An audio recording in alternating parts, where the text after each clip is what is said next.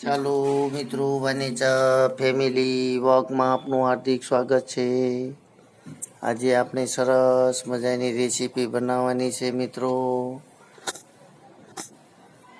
તો ચાલો આપણે રસોડાની અંદર આવી ગયા છીએ અને સરસ મજાની આજે આપણે જે રેસીપી બનાવવાની છે તેનું નામ છે ફણગાવેલા મગનું સરસ મજાનું સ્વાદિષ્ટ શાક બનાવવાનું છે મિત્રો. જે આપણે ઘીરે ફણગાવેલા છે, જે આગળ આપણે આપણી ચેનલ ઉપર સરસ રીતે ફણગાવેલા મગનો કેવી રીતે બનાવવા તે આપણે વિડીયો મૂકેલો છે, તમે જોઈ લીજો. તો ચાલો હવે સરસ મજાનું શાક બનાવીએ. ટમેટાં લીધેલા છે, લીલા મરચાં છે, આપણા જ બગીચાનો સરસ મજાનો મીઠો લીમડો છે, કોથમીર છે, લસણ છે. તો ચાલો મિત્રો, શરીર માટે એવા પૌષ્ટિક સરસ મજાના ફણગાવેલા મગનું સરસ મજાનું શાક બનાવીએ. તમે પૂરેપૂરી રેસીપી જોઈજો મિત્રો, અને એકવાર ચોક્કસથી ઘરે જ આવા મગ ફણગાવીને શાક બનાવજો. ચાલો મિત્રો, હવે આપણે સરસ મજાના ફણગાવેલા જે આપણા મગ છે તેનો વઘાર સરસ રીતે કરી લઈએ. તેલ પણ આપણું આવી ગયું છે. થોડીક રાઈ ઉમેરી દઈશું પહેલાં.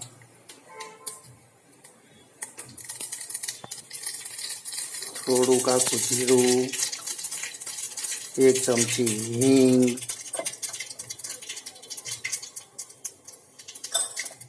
તેમજ મીઠો લીમડો પણ થોડોક ઉમેરશું મિત્રો.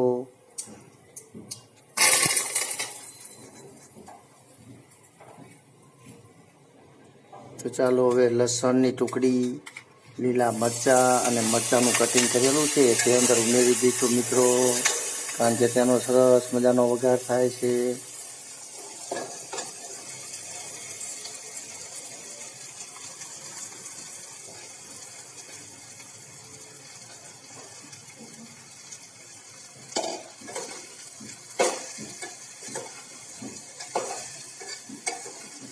હવે ચાલો તેને સરસ રીતે મિક્સ કરી લઈએ. સ્વાદ પ્રમાણે મીઠું, થોડીક હળદર, ધાણા જીરું,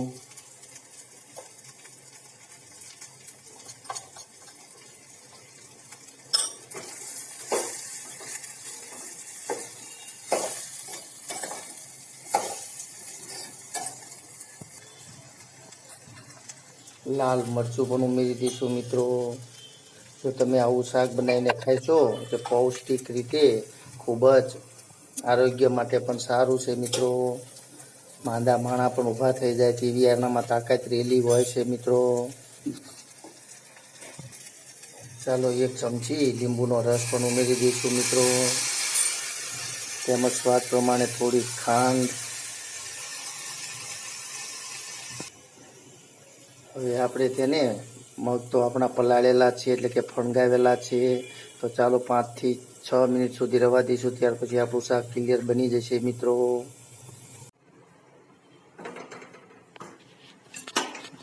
ચાલો મિત્રો, આજે આપણે સરસ મજાનું ફણગાવેલા મગનું શાક બનાવવાનું છે, તો તેની સાથે ફુલકા રોટલી પણ તૈયાર કરી લઈએ મિત્રો.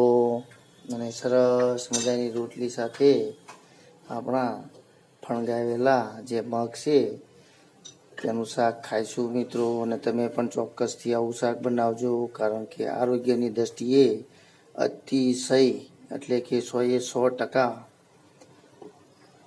સરસ એવું આ શાક શરીર માટે ગુણકારી છે મિત્રો. તમે જોઈ રહ્યા છો સરસ મજાનું આપણું શાક પણ તૈયાર થઈ રહ્યું છે, તો તેની સાથે સર્વ કરવા માટે રોટલી પણ તૈયાર કરી લઈએ મિત્રો.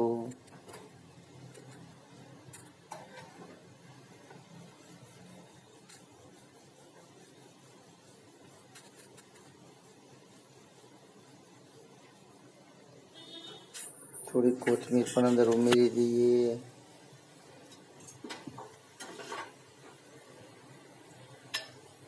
તો ચાલો મિત્રો, હવે બધી જ રોટલી તૈયાર કરીને આપણે જમવા માટે બેસી જઈશું.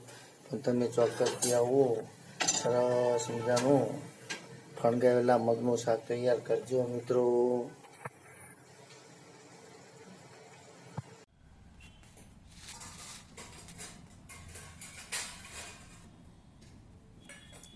ચાલો મિત્રો, તમે જોઈ રહ્યા છો સરસ મજાનું આપણું ફણગાવેલા મગનું શાક તૈયાર થઈ ગયું છે.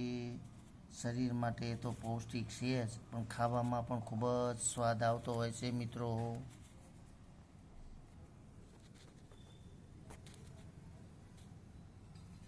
તો ચાલો મિત્રો, તમે પણ જમવા માટે પધારો. બપોરનો સમય છે, થાળી તૈયાર છે. તો ચાલો રોંઢો કરવા માટે તૈયાર થઈ જાઓ. આપણા બગીચાની અંદર બેસીને જ આપણે જમશું મિત્રો, કારણ કે જમવાની ખૂબ જ મજા આવતી હોય છે. ફણગાવેલા આપણા મગ પણ છે, રોટલી છે, સરસ મજાની તાજી છાશ છે, ગોળ છે. જમવાની તો જમાવટ જ છે મિત્રો. તો ચાલો આજે આપણે સરસ મજાના ફણગાવેલા મગનું શાક અને રોટલી જમશું મિત્રો. તમને જો મારી આ રેસીપી પસંદ આવી હોય તો ચોક્કસથી લાઈક, શેર અને સબસ્ક્રાઈબ કરજો મિત્રો.